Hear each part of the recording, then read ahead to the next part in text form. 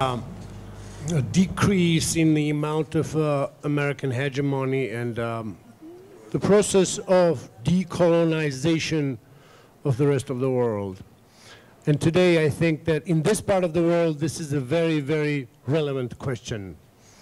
Now I brought a book of a very, very interesting author in decolonizing Africa, and Wathyoung Guji's book of the decolonizing of the mind.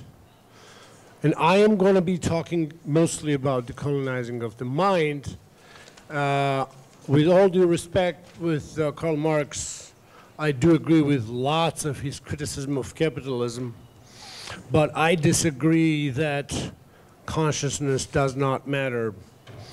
And from that point of view, I would like to go and mention several authors here and then come to the conclusion that will be more and more authentic to the place here, including Russia and Georgia, and it will be kind of symbiosis of the constructive suggestion that will be a Georgian and Russian, some sort of a wonderful sexual act that we had a lot during the Soviet Union, and we kind of forgot about it after the coming of the bourgeois consciousness into our minds. Now, number one, I would like to recall a great American author, Edward Said, and his book about cultural imperialism. What happened since 1992, starting in 1989, what happened to us is that imperialism, namely the bourgeois imperialism, came to our minds. Consumerist imperialism came to our minds as something that was very good. 1989, I participated in the street protests against the Soviet rule, and it was given to us as a given, as a paradise. The BS given by Ronald Reagan and Margaret Thatcher. We were given this, the world of consumerism, the world of things, that you should sell your spirit, but then you buy the merchandise, the commodities, and you make yourself richer by commodities. And commodification of our soul started to happen with the decline of the Soviet Union.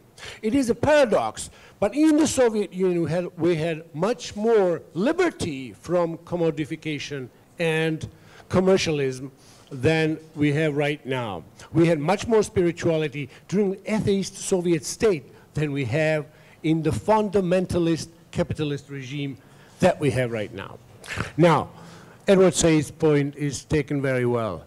Do not accept the bourgeois imperialism. Not just American, of course. I'm an American citizen. I love America. American people are not bourgeois. Majority of American people are not bourgeois. Bourgeois consciousness is being brought to them. They are being brainwashed into the bourgeois consciousness, as Bakar mentioned very, very eloquently described in a book of Chomsky and Herman, Manufacturing Consent, and many works after that. American people are being brainwashed by the bourgeois philosophy. Then I want to talk about what kind of society we have right now here, what kind of society our neoliberal elite is trying to create in Georgia. This is Herbert Marcuse in his work on the study of authority in 1936. He mentions the word, we are talking about the civil society, yes, but Herbert Marcuse has a very good point in a truly Frankfurtian spirit.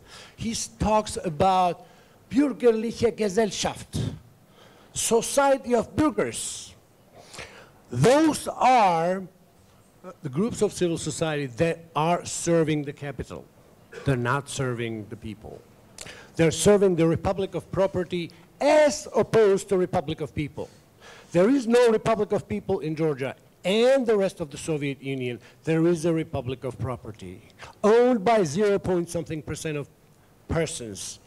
Rest of the people either starve or being slaves to the system that owns the system. Now, we do have a bürgerliche Gesellschaft in German, yes, the bourgeois society, not a civic society. Real grassroots civic society movement is completely different from the bourgeois consciousness. It does not have a consciousness of scarcity. And then I will return to how we challenge the bourgeois consciousness from Native American point of view. Now, Negri and Hart talk about the need to create alter modernity today, to substitute the bourgeois consciousness with something that is not so much opposed to it as, for instance, Islamic fundamentalism, which we take as something that is violently opposed to Al-Qaeda and groups like that, although a lot of people sympathize with them because they are the only alternative seen to the bourgeois imperialism. But Negri and Hart propose creative ways of opposing this and constructing a new creative alternative in a style of alter modernity. The great Russian scientist Mikhail Bakhtin created a polyphonic dialogic imagination, yes?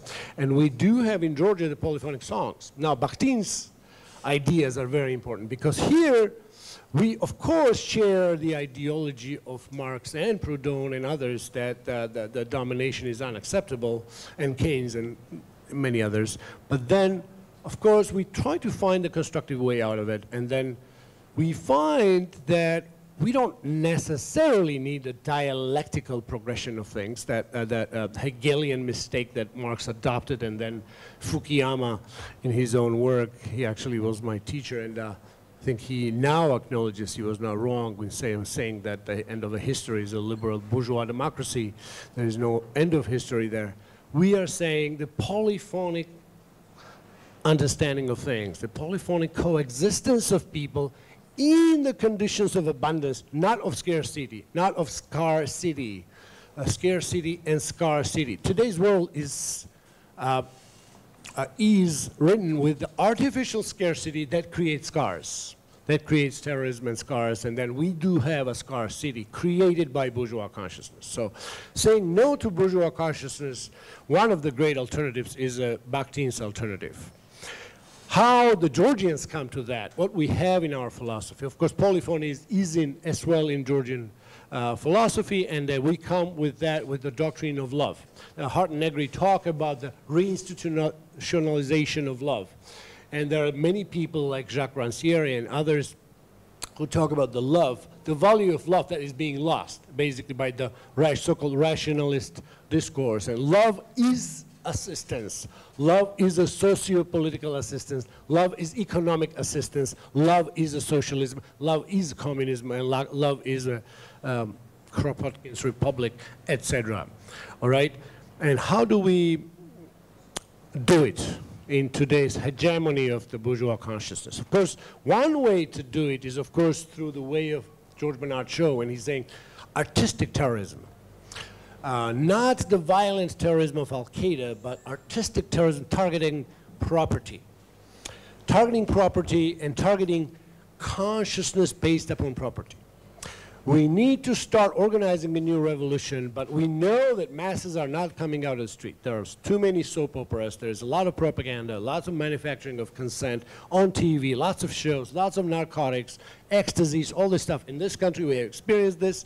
Bourgeois consciousness came through ecstasies, came through television shows, soap operas, etc., etc. Now, we need to understand, although we are Gandhians, we are very persistent Gandhians, but without the creative terrorism, which means the creative destruction, and destruction is not a good word, this disruption of the property operation management system, we cannot go anywhere. So we do create cells. And actually, Islamic fundamentalists were really creative in that. In one point, I disagree with them. It's a violence, but otherwise, the franchise and the structures of their, it's a very creative way to do it. How to do it non-violently? That's another creative challenge that we have. We have to overcome that, and we have to try to have alternative to the bourgeois consciousness. And bourgeois consciousness stands on scarcity. And here comes the understanding of Native American philosopher Diani Wahu, who talks about abundance. visualization, manifestation, and affirmation of abundance. Abundance is a very important point in our psychology, and unless we understand that abundance is there, it's not just is possible, it's there on the earth. We create 20, 30 more times than it's needed, and then 1 billion people are starving because of Chicago Mercantile Exchange and other capitalist institutions. We are exterminating, we are killing, committing murder of 22,000 children every day because of the monetary policies of the neoliberalism. We are murderers, inadvertently so, in some ways. How do we have the alternative? The alternative is there. The alternative is there in the psyche, in the folklore, in the polyphonic consciousness of the people. That is within the people, because when people have guests, in this country, in any other country, in America, in Canada, in Russia, they find a way to find something for the guests. So here again comes Alice Walker with her thinking, and I'm thinking about the post-bourgeois period. That's what we need to start, not postmodernism and post-postmodernism, whatever. We need to overcome the bourgeois consciousness, and there is the main point of bourgeois consciousness, which is a scarcity. There is no more scarcity. Since 1950s, and Herbert Marcuse is brilliant talking about it in 1950s when he wrote his two exceptional books, One Dimensional Man and Eros and Civilization. And then there are lots of other works, including Zizek and others, who are proving this. And Mr. Kagarlitsky, one of the brilliant philosophers, economist philosophers of our time, prove it. And we don't even need much statistics. We see it, that there is no scarcity. We are creating scarcity artificially, and we are creating exploitation artificially. So I would go to finish my presentation with the point how Georgia and Russia can contribute together to this new world order. I think Russia has a great tradition in face of Kropotkin and, of course, Bakunin and Tolstoy, of course, and Georgia has Prince Kakabadze, and Georgia has Vazhep Shavela, and our authors who are talking about the philosophy of abundance, the same thing, the traditional folk philosophy of abundance, where there is no scarcity. And then, of course, we, in some ways, need to consider Gandhian point of Swadeshi economy, the sustainable economy. Gandhi was the first who started to talk about sustainable economy. And because of the Eurocentric racism, people did not look at Gandhian economy as a real alternative to Eurocentric machine economies. So we definitely need to find our own Swadeshi economies. And there are lots of potentials here, but I do think that the world is becoming one country. We need to unite all of us, all 7 billion people, a majority of us, into creating one Swadeshi economy that will be sustainable.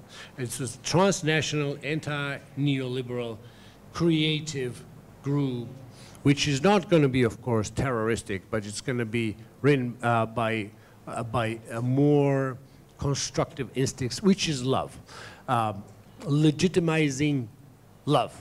And here I would agree completely with Negri and Hart, legitimizing and reinstitutionalizing love on a social level, social assistance, help, and saying no to the pathological individualism. It's not going to be easy. It requires struggle. It requires suffering, alienation, marginalization, all of those things that all of us go through every day.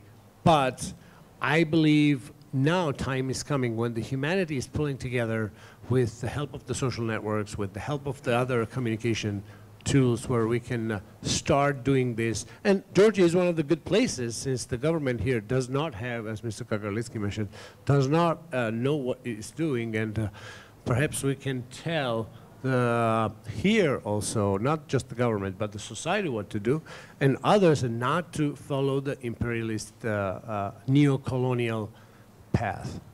Thank you.